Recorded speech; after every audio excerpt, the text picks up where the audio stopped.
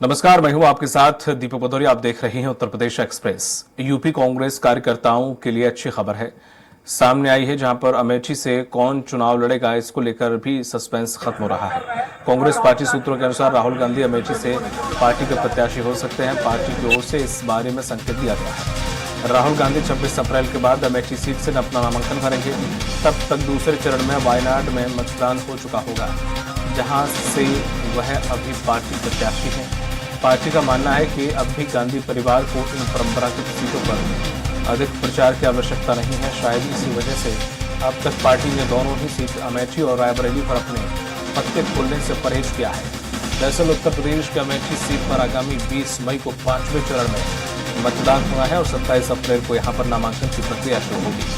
सूत्रों के अनुसार कांग्रेस वायनाड के मतदाताओं को मतदान से पहले यह संदेश देना नहीं चाहती है कि राहुल गांधी यह सीट छोड़ सकते हैं अथवा वायनाड के विकल्प के रूप में अमेठी सीट नहीं है। इसलिए अभी तक कांग्रेस ने रणनीति के तहत अमेठी से पार्टी प्रत्याशी की घोषणा नहीं की। 2019 में हुए लोकसभा चुनाव में राहुल गांधी अमेठी के साथ केरल के वायनाड सीट से भी चुनाव मैदान में उतरे थे, लेकिन वह अमेठी में केंद्रीय मंत्री स्मृति ईरानी से चुनाव हार गए।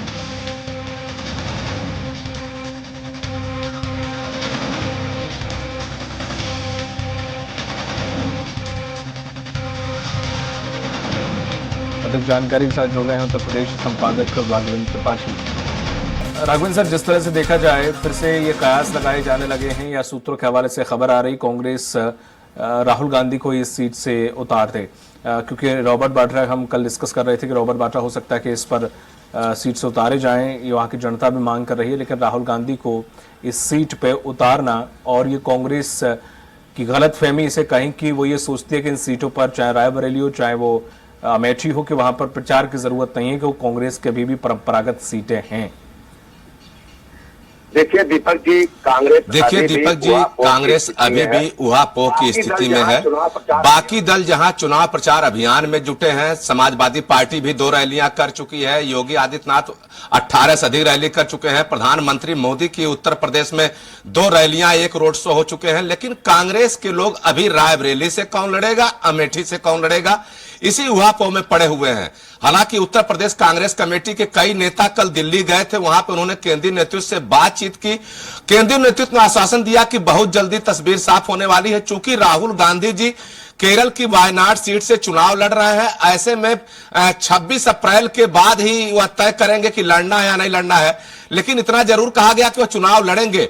इसके पीछे जब लोगों ने पूछा कि क्यों डिक्लेयर नहीं किया जा रहा, तो उसके पीछे भी जो कारण बताए गए हैं वह हास्यास्पद है।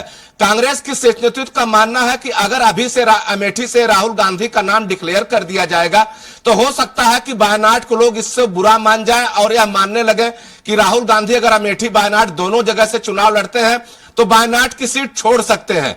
इसी उहापोह में कांग्रेस पड़ी हुई है। अब देखना होगा कि 25 अप्रैल के बाद क्या स्थिति होती है। हालांकि अमेठी में 5वें चरण में चुनाव है, वक्त बहुत है, लेकिन अगर यह दुविधा बनी हुई है कांग्रेस में तो यह भी ठीक नहीं है, क्योंकि तब अमेठी के लोगों को लगने लगेगा कि अमेठी अगर राहुल गांधी जीतते तो अमेठी सीट छोड़ सकते हैं।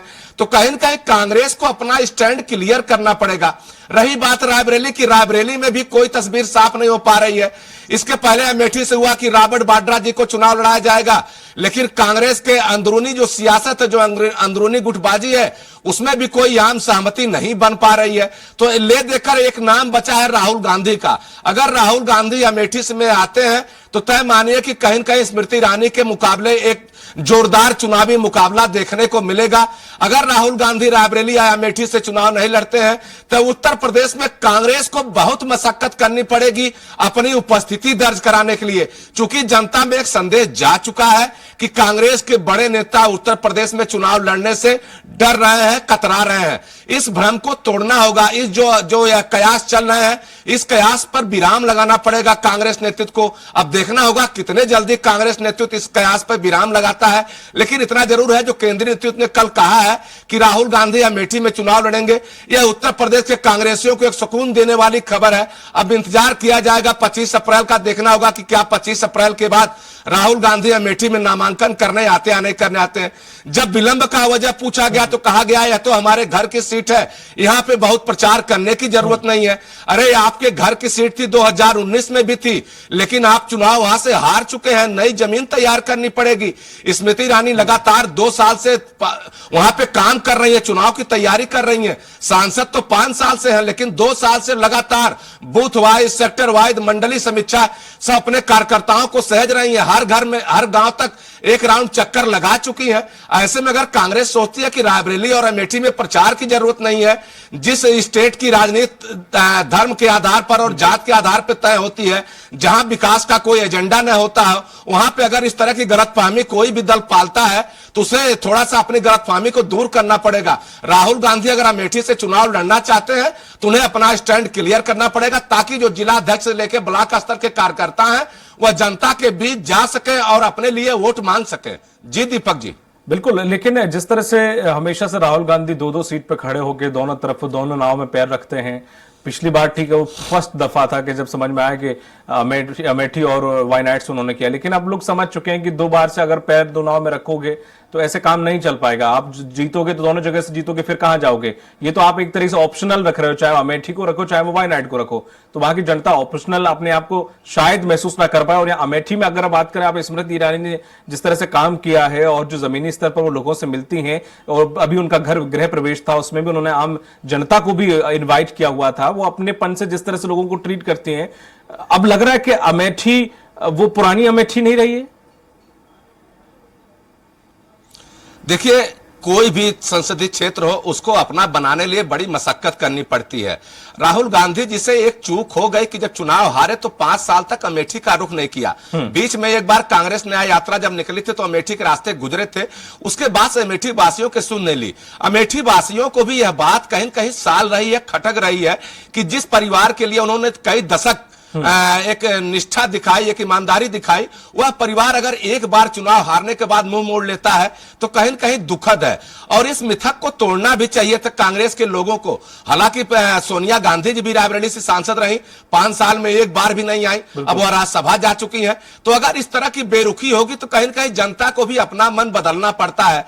दीपक जी, आपको याद होगा आजमगढ़ एक जमाने में मुलायम सिंह यादव का गढ़ हुआ करता था। अखिलेश यादव 2019 के चुनाव में आजमगढ़ से सांसद बने, लेकिन 2022 के चुनाव में वह विधायक बन गए। उसके बाद आजमगढ़ की सीट छोड़ दी। उसका परिणाम रहा कि जब उपचुनाव हुआ आजमगढ़ का तो भारतीय जनता पार्टी वह सीट जीत ली, जबकि यादव और मुस्लिम मिलकर 8 लाख से अधिक वोट हो जाते हैं। उसके बाद अगर चुनाव कोई हारता है तो कहीं न कहीं सवाल उठते हैं। तो लोगों को भी लगता है कि अगर यह व्यक्ति यहां से जीतेगा तो बहुत दिन रही रहेगा, सीट त्याग करके कहीं और चला जाएगा। तो अगर इस पर कहीं न कहीं संशय है लोगों को, तो उस संशय को दूर करना पड़ेगा। अमेठी वासी बहुत भरोसा करते हैं नेहरू गांधी परिवार पर। उस भरोसे को कायम रखने की जिम्मेदारी राहुल गांधी की है, प्रियंका गांधी की, सोनिया गांधी की है। अब इस विश्वास को कैसे कायम कर पाएंगे, कैसे जनता के बीच जाएंगे? वक्त बहुत कम है। अगर दोबारा आते भी हैं 25 अप्रैल के बाद, तो क्या इतने कम वक्त में सबके साथ संबंध स्थापित कर पाएंगे? सबसे बड़ा सवाल यही है। जनता जब विश्वास करती तभी आपके साथ जुड़ती है। मोदी ने बनारस को अपनाया, जनता विश्वास कर रही है। मोदी भी 2014 का चुनाव गुजरात से भी लड़े थे, बनारस से भी लड़े थे, लेकिन उन्होंने गुजरात की सीट छोड़ी थी। बनारस को अपनाया हुआ है और बनारस लगातार आते जाते रहते हैं। 38 बार आ चुके हैं प्रधानमंत्री रहते हुए। तो कहीं न कहीं जनता में एक भरोसा होना चाहिए कि आप उनके सुख दुख में खड़े हैं। विकास की बात छोड़ दीजिए, विकास बहुत होता है, रायबरेली अमेठी विकास के मामले में बहुत दूर है, लेकिन कम से कम जो अपनत्व का भाव है वह कहीं दिखना भी चाहिए। और कांग्रेस से कहीं न कहीं इस मामले में चूक जरूर हुई है। बिल्कुल, जैसे अमेठी की तस्वीर अब काफी बदल चुकी है। अब शायद ये कहना कि वो घर की सीट है, कांग्रेस की गलतफहमी है कहीं ना कहीं। क्या रायबरेली में भी कुछ ऐसा ही आज नहीं तो कल नजारा अमेठी जैसा दिख सकता है?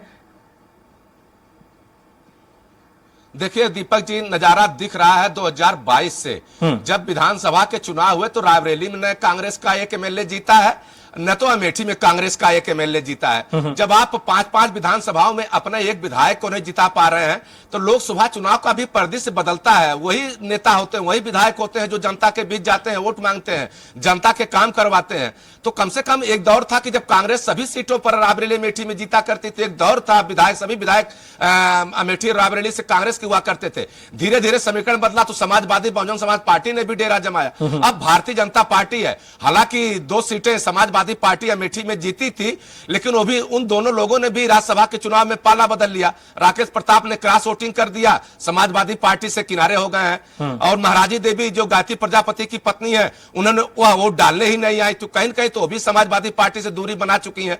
तो कुल मिलाकर जब आपका विधायक नहीं है, आपका कोई सांसद नहीं है, तो ऐसे स्थिति में आपको देखना होगा कि जनता को कैसे विश्वास दिलाएं कि वह आपके हम दुख सुख में साथ है। इसके लिए बड़ी मशक्कत करनी होती है, कोई भी क्षेत्र एक दिन में नहीं बनता है। इंदिरा गांधी जी रायबरेली अमेठी वालों ने अपने घर के दरवाजे खोले रखती थी, 7 जनपद लोग जाते थे, रायबरेली से आए हैं बताते थे, सुरक्षा कर्मी उनकी चेकिंग भी नहीं करते थे, सीधे प्रधानमंत्री से मिलते थे और अपना काम करा के चले आते थे। यही काम राहुल गांधी जमाने में भी रहा। अमेठी से कोई भी व्यक्ति जाता था तो राहुल गांधी के घर पे वो सीधे राहुल गांधी से मिलता था, सीधे डीएम एसपी को फोन होता था, लेखपाल जो भी काम होते थे लोग करवाते थे, वापसी में उनको रेलवे का टिकट भी दिया जाता था। लेकिन धीरे धीरे व्यवस्था खत्म हो गई, जनता से दूरी बनती गई। इसके पीछे क्या वजह है यह समझ में नहीं आ रहा। हालांकि राहुल गांधी सुलझे हुए व्यक्ति हैं। अभी अमेठी वासियों के लिए जो संदेश जारी किया था उसमें बहुत भावनात्मक अपील की थी कि उनके पिताजी का क्षेत्र रहा है, हम छोटे बच्चे हैं तब से आपके पास आ रहे हैं। अब देखना होगा कि बीती हुई बातें हैं, आप नए सिरे से क्या कर रहे हैं, इस पे सबकी नजरें होती हैं। भारतीय जनता पार्टी चुनाव में बहुत आगे रहती है, प्रचार के मामले में तो आप उसका मुकाबला कर ही नहीं सकते। हर घर पे झंडा लगवाना, हर बूथ पे जाना, कार्यकर्ता सम्मेलन करना, टिफिन भोज करवाना, प्रभात फेरी निकालना, प्रधानमंत्री मन की बात को हर प्राइमरी स्कूल पे रेडियो लगाकर सुनवाना, तो थोड़ा सा उसके मुकाबले खड़ा होना पड़ेगा कांग्रेस को। और कांग्रेस नेतृत्व शायद इससे बेखबर है, उसे मुगालता है कि अमेठी अपनी सीट है, रायबरेली अपनी सीट है, जब चाहेंगे प्रत्याशी डिक्लेयर करके जनता के बीच जाएंगे और चुनाव जीत लेंगे। रास्ता थोड़ा दुरूह है। अब देखना होगा कांग्रेस इस दुरूह रास्ते को आसान कैसे बनाती है, सबकी नजरें इसी पर टिकी है। राहुल गांधी अगर आते हैं तो तय मानिए कहीं न कहीं थोड़ी रास्ता जरूर कांग्रेस के लिए बनेगा, लेकिन स्मृति ईरानी इतने जल्दी हार मानने वाली नहीं है। इसके लिए कांग्रेस को सोचना होगा कि स्मृति ईरानी को कैसे पीछे किया जाए, राहुल गांधी कैसे बड़े चेहरे रूप में फिर से अमेठी में स्थापित हो। सबसे बड़ा सवाल है ये दीपक जी। बिल्कुल, तमाम जानकारी देने के लिए बहुत बहुत शुक्रिया सर। बने रहेगा हमारे साथ, अगली खबर पर हम आपसे जुड़ेंगे।